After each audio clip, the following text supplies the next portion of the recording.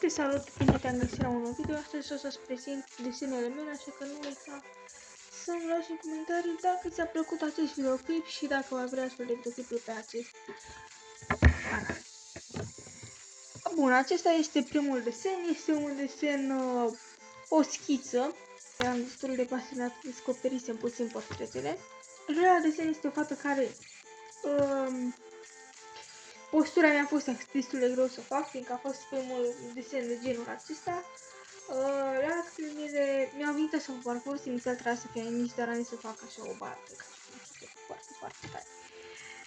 Pudeaua și fundalul. Următorul desen știu că a fost destul de greu să-l fac, mai ales fiindcă m-am jucat puțin cu nuanțele de culoare și nu știu dacă este exact atât. Deci aici mi s-a lipit, trebuia să dezlipesc, inițial am pus astea peste ochi ca să nu se imprime culoarea de pe față cu ochii și când am vrut să le iau, se imprimase ochiul pe asta. Avem aici o schiță, destul de greu să mi fac asta, cum am spus, atunci începam cu schițele.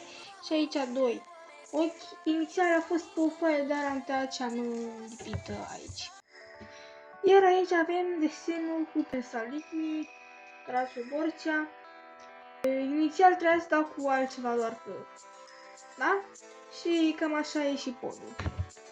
Aici avem alt peisaj tot așa cu Angel Salini. Am încercat să fac castelul Peleș, însă nu prea mi-a ieșit. Iar acesta cred că a fost primul meu desen foarte complex așa. Este gara din Arad, dacă se poate vedea. Nu a servit foarte mult la el, cred că mi-a durat mai mult de o oră, nu mi-a luat. Poate mai puțin.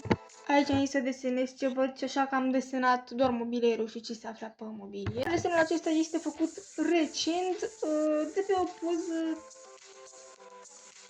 luată de pe telefonul meu, făcută în Brașov și am zis să fac așa ceva. Am mai personalizat eu puțin. Cam așa arată. Și cam asta a fost tot videoclipul. Nu uitați să dați un comentariu dacă v-a plăcut, că aș vrea părerea voastră, să-mi spuneți dacă vreți să fac astfel de videoclipuri.